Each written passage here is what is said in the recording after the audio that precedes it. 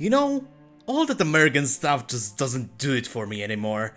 I think I'm due for a change of scenery. Perfect. Welcome to Gothic, a janky German RPG from 2001. It got a massive praise over here in Europe and is considered to be a massive step in mending the relationship between Poland and Germany. The game is an allegory of post-Soviet Europe where if you even dare to raise a finger, you are going to get beaten up. Welcome to the colony.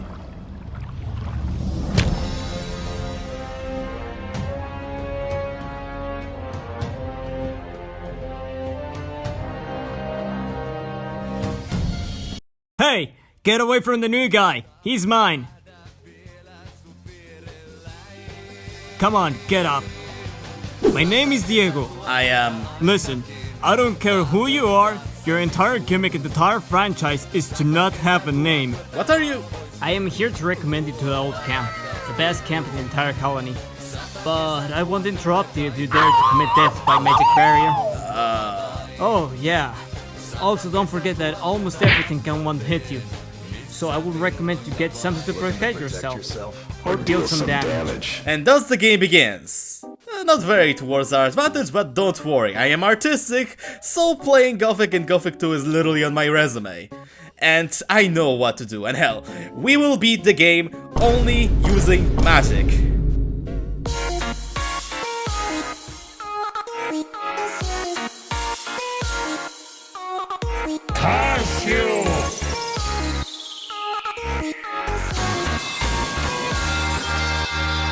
Welcome to the Valley of Mines, the main setting of the game. It's a lot like Australia but in reverse. Whereas Australia is a wasteland filled with nothing but sand, Valley of Mines is just stuffed with content to the brim. For example, there's a fourth camp that, well, doesn't have any content outside of bandits wanting to game end you, but you can't deny that the greatest machinima of all time is set in this very camp. But yeah, outside of that, there are lots of places like this. Like those abandoned shacks that instead of wood sounds make grass sounds. Or the Misty Tower, which stars one of the most infamous quest lines of all time, if it comes to this franchise. You know that quest where you have to pick up books from around the colony and as a reward you are going to get fuck all? Overall, the Valley of Mines feels great to explore, even all those years later, with nothing keeping you out of exploring the endgame areas if you are cunning enough. But enough of that. Let's finally talk about the real stars of the world, the camps.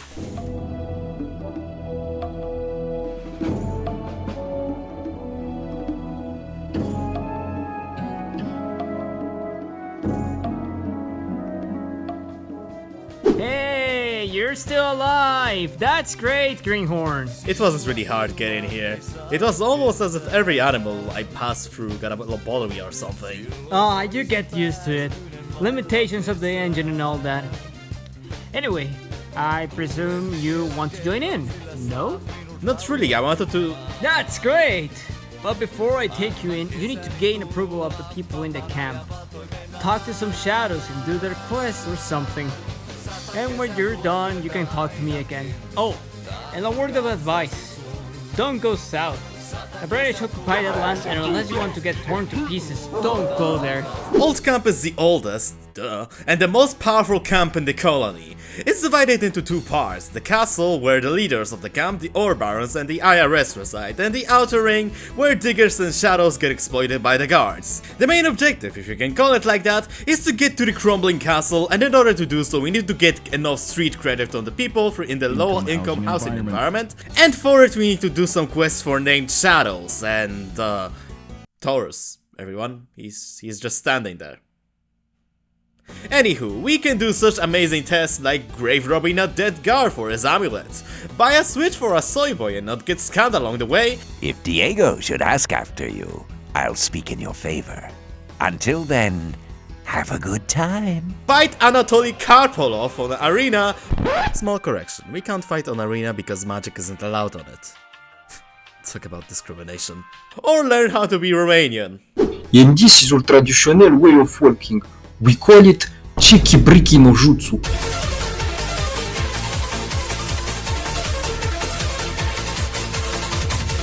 Once we are done with the quest, we can do 2 more things to get brownie points with the camp. We have to deliver a love letter from Diego to Crypto Mine's manager, a shadow called Ian. This quest is kinda unnecessary, by the way. The other task is to get rid of the Mordrak, a courier of Smurfs, and to do so we can of course kill him or get him out of the camp under the pretext of wanting to join this community.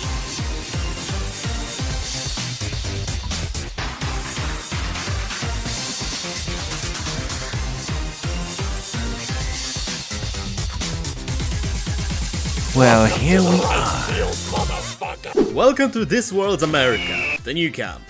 Just as US historically, those guys valued freedom over everything, and one day just packed up their things from the old camp with Lee and Smurfs as their leaders and decided to hang around in a big ass cave. The most defining trait of the camp is that instead of trading crypto with the king, they will keep it to themselves because Smurfs came to a conclusion that a big enough pile of cryptocurrency will blow the barriers sky high. Lore aside, the new camp has been done dirty in this game. It has the least amount of quests in the first chapter, no wacky characters like Mud or Baal Netbeck, and worst of all the quests that you are given are incredibly tedious or uninteresting. Well, unless you count selling Swampy to every single person in the camp as peak gameplay, but then again, in that case you probably also like doing taxes.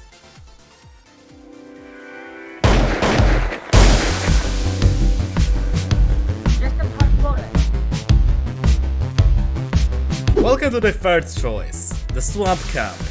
And man, just by looking at it I'm already getting malaria. The Swamp Camp is led by Werner Heisenberg, who received some vision from a god called Sleeper and decided that the old camp is a fucking shithole and went to the place that makes the most sense. Shrek's home, of course. Here worshippers are divided into 3 guilds. The novices who make drugs, the Templars who work as bodyguards for gurus, who are the spiritual leaders of the community. The additional gimmick of this place is that you can't talk to the gurus because you are not worthy, and instead you have to impress them first, like saying that the protagonist watched every single Pyro live slop, and as a result lost his mind.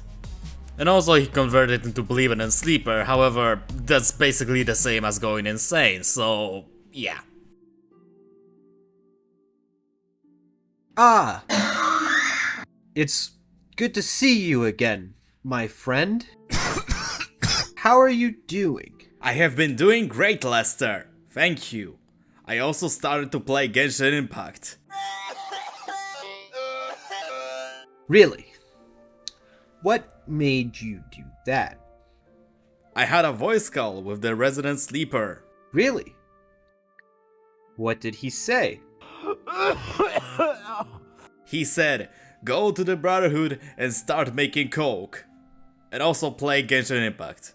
You're lucky. Sleeper doesn't contact many people like that.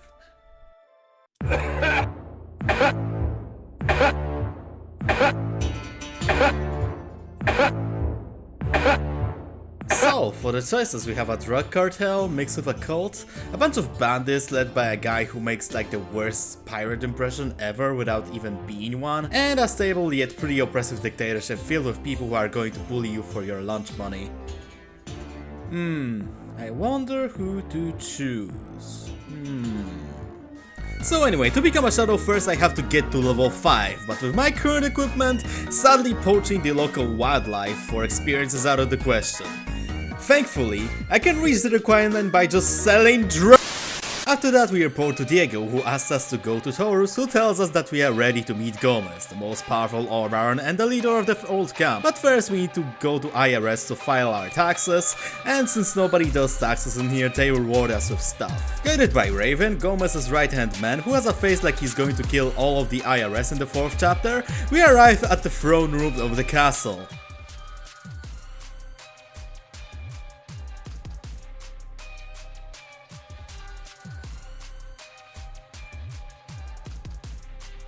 Hello Gomez, I would like to offer my services. What makes you think we're interested in your services? I know a lot of people in the colony. Now that could prove useful. Who are you in contact with? Let's see. Oh, I know. Adolf Hitler! Command of the Third Reich! Little known fact, also 2 points a mic! Not bad. For a beginner. With that out of the way, we are officially a member of the old camp. which means that we will get armor that allows us to not die to mole rats as well as the first assignment, as the swamp cap is preparing something big, and Raven, like the scheming flying rat he is, wants us to learn what's going on. Chapter 2. Near the camp's entrance, we are almost immediately informed by Lester, that guy who helped us with one guru, that Mr. Heisenberg is already awaiting us in his temple. And I like that this random novice allows you to get to the leader of the Brotherhood. As a reminder, novices are on the bottom of the food chain in the swamp camp. The leader of the sect tells you that he and his squad is preparing a great conjuration, and to do so we need a couple of items, like the philosophical stone from Harry Potter, which he sends novice called Neras to find, and I just can't show you the sheer magnificence of the English dub here. Scram! You have no business to be here. Unfortunately, you're too late for that. I've already found it. And I'm keeping it for myself. The sleeper talked to me last night and made me his only tool. Now I'll only serve the sleeper. No more Templars or gurus. Only me alone! Die! Mwah.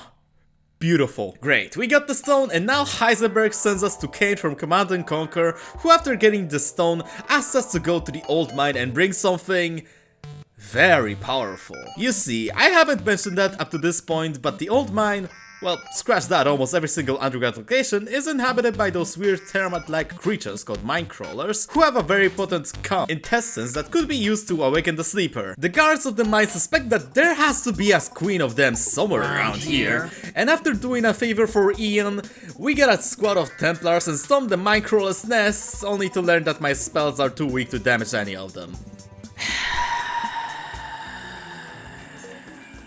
Alright, I have a new plan.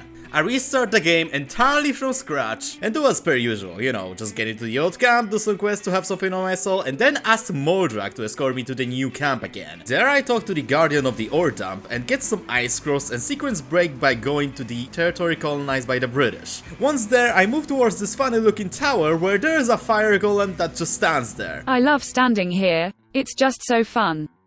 Surely nothing will happen to me during this very peaceful day.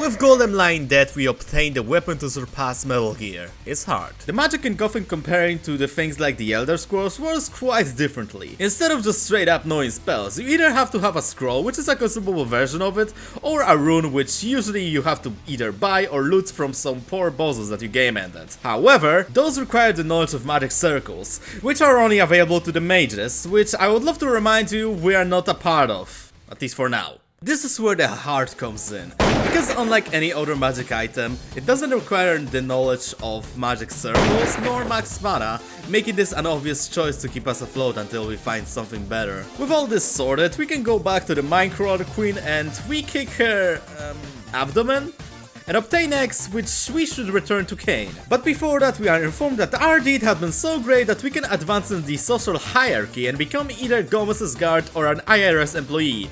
And since the latter ones are the guys with magic... By uttering the words of the oath, you have now entered into a bond with fire, where this robe is a sign of the eternal bond.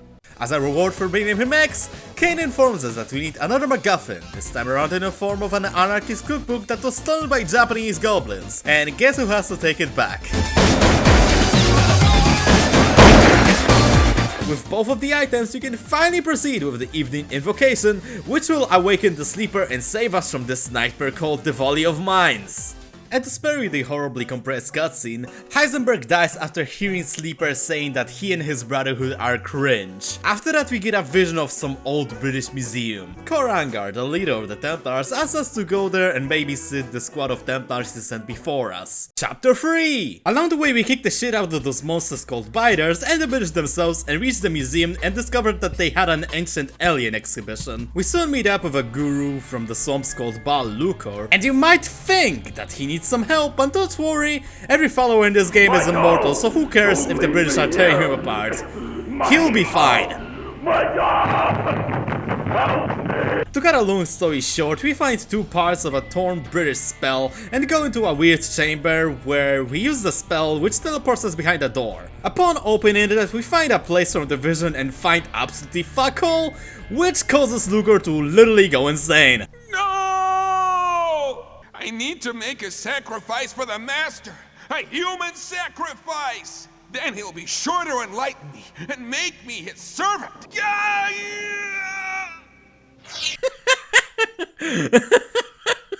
You know, if I'm going to make a video in the second Gothic, I'm going to switch to Polish dub. I can't take it anymore, it's just so bad.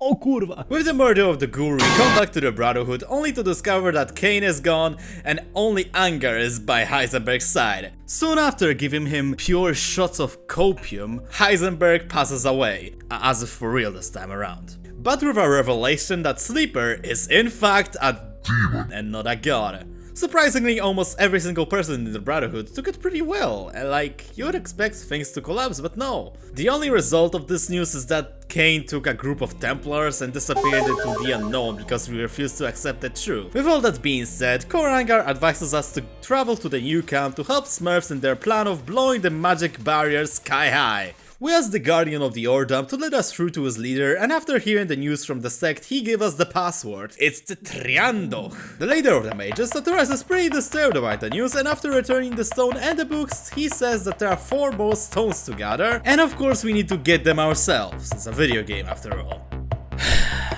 Alright, I can do it.